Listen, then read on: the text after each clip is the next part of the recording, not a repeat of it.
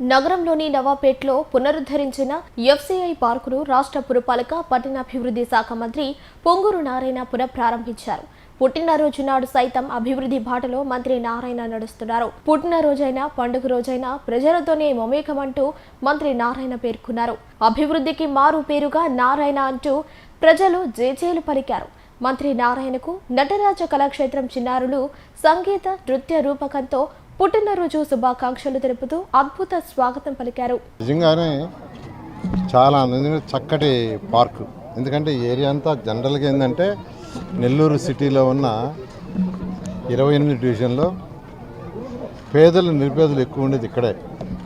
ఇది ఆ రోజు అనాథరైజ్డ్గా ఇచ్చారు ఇక్కడంతాను.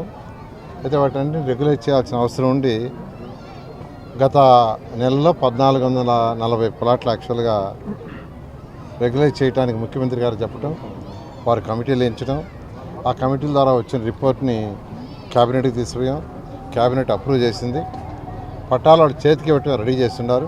అయితే ముఖ్యమంత్రి గారి చేతుల మీద ఇప్పించాలనే ఉద్దేశంతో నేను ముఖ్యమంత్రి గారిని రిక్వెస్ట్ చేశాను, ఈ నెలాఖరు లోపల రమ్మని. వారు వస్తామన్నారు. వారు రాగానే వాళ్ళ చేతుల మీదే యాక్చువల్గా ఇక్కడే పట్టాలు ఇచ్చే కార్యక్రమం చేస్తాం. కాబట్టి ఎవరైతే భగత్ సింగ్ కాలనీలో దాదాపు 20 ఏళ్ల నుంచి ఇబ్బందులు పడుతున్నారో వాళ్ళ ఇబ్బందులన్నీ తీర్చడం జరుగుతుందని తెలియజేస్తూ ఇక్కడ ఒక మంచి పార్క్ కడతాం, స్థలం చూడమంటే ఈ యొక్క స్థలాన్ని చూశారు. పార్కుని చాలా చక్కగా అధికారులు, అటు కమిషనర్ కావచ్చు, ఇంజనీరింగ్ డిపార్ట్మెంట్ కావచ్చు, ఎవరైతే కాంట్రాక్ట్ చేశారో చాలా చక్కగా చేశారు. చాలా హ్యాపీగా ఉంది. ఆ పిల్లలు చూడండి ఎలా రచ్చ చేసుకుంటూ ఆడుకుంటున్నారు, పక్కన ఆడుకుంటున్నారు. చాలా హ్యాపీగా, చాలా ఆనందంగా ఉంది. ఇక్కడ ఒక స్పోర్ట్స్ కాంప్లెక్స్ కూడా 5 ఎకరాల స్థలం అలాట్ చేసింది. 2014-19 యాక్చువల్గా ఒక 5 ఎకరాల స్థలం చేసింది. దాన్ని కూడా ఒక మంచి స్పోర్ట్స్ క్లాస్. ఇక్కడ యువత యొక్క డెవలప్మెంట్ ఇంపార్టెంట్. ఈరోజు యువ నాయకుడు లోకేష్ కానీ, ముఖ్యమంత్రి గారు కానీ యువత భవిష్యత్తు గురించి ఎక్కువ ఆలోచిస్తున్నారు. వాళ్ళ అడ్డదారులు బాగూడదు, వాళ్ళు రైట్ ట్రాక్లో ఉండాలి అంటే వాళ్ళకి అదర్ యాక్టివిటీస్ కూడా ఉండాలి. అదర్ యాక్టివిటీస్ అంటే స్పోర్ట్స్ కావచ్చు, ఇలాంటి జిమ్ ఎక్విప్మెంట్ కావచ్చు. ఆ నేపథ్యంలో 5 ఎకరాలను కూడా, ఏదైతే 5 ఎకరాలు ఉందో, రాబోయే 6 నెలల్లో చక్కటి స్పోర్ట్స్ కాంప్లెక్స్ చేస్తానని 54 డివిజన్ 53 డివిజన్లో ఉన్నాడు అందరికీ తెలియజేస్తున్నాను. అదేవిధంగా 53లో స్థానం లేకపోయినా పాలిటెక్నిక్ కాలేజీ ఉంది. ఈ మధ్య నేను పాలిటెక్నిక్ కాలేజీ వచ్చి అక్కడ చూడటం జరిగింది. ఆ పాలిటెక్నిక్ కాలేజీలో గ్రౌండ్ ఉంది. ఆ గ్రౌండ్ని చక్కగా మంచి ప్లే గ్రౌండ్ చేయమన్నాను. చక్కటి ప్లే గ్రౌండ్, ఒక అంటే క్రికెట్ స్టేడియం కావచ్చు, లేదా బాస్కెట్బాల్, ఫుట్బాల్, టెన్నిస్, అది చక్కగా డిజైన్ చేస్తున్నారు. దాన్ని కూడా మరొక 6 నెలల్లో, నేను అందరినీ ఒకటే రిక్వెస్ట్ చేస్తున్నా, ఖజానా ఖాళీ. గత ప్రభుత్వం 10 లక్షల కోట్లు అప్పు చేసి మన నెత్తిని పెట్టిపోయింది. ఆ అప్పు ఎవరు తీరుస్తున్నా అంటే మనం అందరం తీరుస్తున్నాం. మీరు కట్టే ట్యాక్స్, అందరికి నేను కట్టే ట్యాక్స్, అందరి ట్యాక్స్లో కనీసం ఒక పైసా అయినా నెల ఆ అప్పులకు పోతుంది. సో ఈరోజు ముఖ్యమంత్రి గారు వారికి ఉన్న అపార అనుభవంతో ఆ అప్పులు తీరుస్తూ రాష్ట్రం డెవలప్ కావాలా, ఒక పక్క అభివృద్ధి చేయాలా, రెండో పక్క పేదలు నిరుపేదలకు సంక్షేమాలు చేయాలా, సూపర్ 6 స్ట్రిక్ట్గా ఇంప్లిమెంట్ చేయాలని ఈరోజు చేస్తున్నారు. అయితే ఆ వైసీపీ నాయకులు ఏం మాట్లాడుతున్నారో తెలియదు. అసలు పరిపాలన తెలిస్తే కదా, ఆర్థిక వ్యవస్థను ఎలా నడపాలో తెలియదు.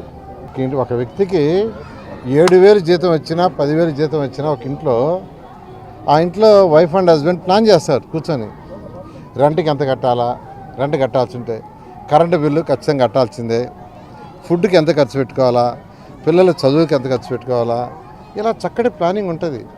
కానీ ఇంత పెద్ద రాష్ట్రం, 5 కోట్ల మంది ప్రజలు ఉండే రాష్ట్రం, 5 కోట్ల మంది ప్రజలు కట్టే ట్యాక్సులతో ఎలా ప్లాన్ చేయాలి దేనికి అనేది లేకుండా అస్తవ్యస్తం చేసి అన్ని వ్యవస్థలను నాశనం చేశారు. అయితే ముఖ్యమంత్రి గారికి ఉన్న అపార అనుభవంతో ఈరోజు యాక్చువల్గా రాష్ట్ర ఆర్థిక పరిస్థితిని ఈ 1 ఇయర్లో గాడిలో పెట్టారు. అయినా ఇబ్బందులు ఉన్నాయి, ఇబ్బందులు లేకుండా బాలా. తల్లికి వందనం పిల్లలకి నిన్న 12వ తేదీ 10,000 కోట్లు యాక్చువల్గా నిన్న పిల్లలకి వేశారు. 10,000 crores, 68 లక్షల మంది పిల్లలకి. ఒక ఇంట్లో ఎంతమంది పిల్లలు ఉంటే అంతమందికి, 2 3 4 మాట తప్పకూడదు. ఎలక్షన్ ముందు ఏదైతే మాట ఇచ్చామని ఈరోజు ఆర్థికంగా అనేక ఇబ్బందులు చేస్తున్నారు. అదేవిధంగా నెల్లూరు సిటీ, నెల్లూరు ఎమ్మెల్యేగా చేయాల్సిన బాధ్యత ఉంది. యూజీడీ అండర్ గ్రౌండ్ స్టార్ట్ అయింది, డ్రింకింగ్ వాటర్ స్టార్ట్ అయింది, చక్కగా 50 పార్కులు టేకప్ చేసాం. స్కూల్స్ 54 స్కూల్స్ని మోడర్నైజ్ చేస్తున్నాం. విఆర్ఐ స్కూల్ అయితే బ్రహ్మాండంగా మా పిల్లలు ఎన్సీసీ వాళ్ళు కలిసి చేస్తున్నారు. దాన్ని చూసి అనేక మంది దాతలు నెల్లూరులో పుట్టి పెరిగి అనేక దేశ విదేశాల్లో ఉండే వాళ్ళందరూ కూడా మేము కూడా చేస్తామన్నారు. ఇప్పటికే 4 స్కూల్స్ని టేకప్ చేశారు. ఆ స్కూల్స్ కూడా అంటే ఈరోజు 2 గంటలకి తల్లిదండ్రులు రమ్మన్నాను.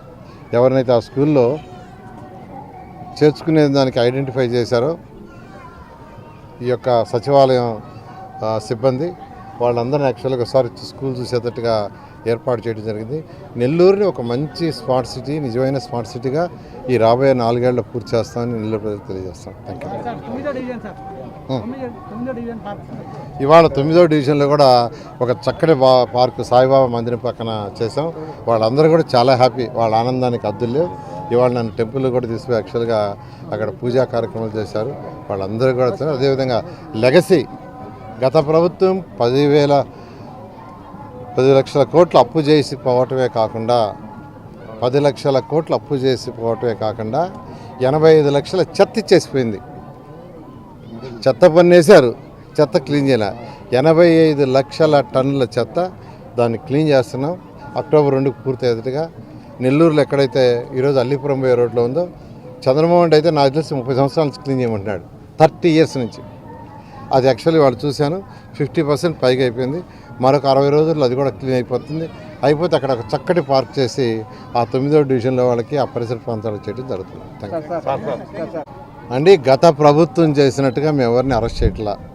గత ప్రభుత్వం ఎలా ఉండేదంటే తెల్లవారి 5 గంటలు లేస్తే ఏ నాయకుడి యొక్క గోడలు దూకి పోలీసులు లోపల పోయి ఎత్తుకొని పోతారు అనే పరిస్థితి ఉండింది తెల్లవారి 5 గంటలకే. ఈ ప్రభుత్వం వచ్చిన తర్వాత చట్టం దాని పని చేసుకుంటుంది. ఎవరిని కూడా గత ప్రభుత్వంలో కొట్టటాలు, లాక్కపోవటాలు, పోలీస్ స్టేషన్ ఉండదు. అది ఎవరైతే తప్పు చేశారో తప్పు చేసిన వాళ్ళు ఎవరైనా చట్టం దాని పని చేసుకుంటుంది. కోర్టులు ఉన్నాయి, యాక్చువల్గా వాళ్ళు శిక్షిస్తారు. కాబట్టి గత ప్రభుత్వం లాగా అరాచక పాలన మా ముఖ్యమంత్రి గారు ఒప్పుకోవట్లా, ఎక్కడ అరాచకం చేయట్లా. అయితే తప్పు చేసిన వాళ్ళు శిక్ష అనుభవించక తప్పదు.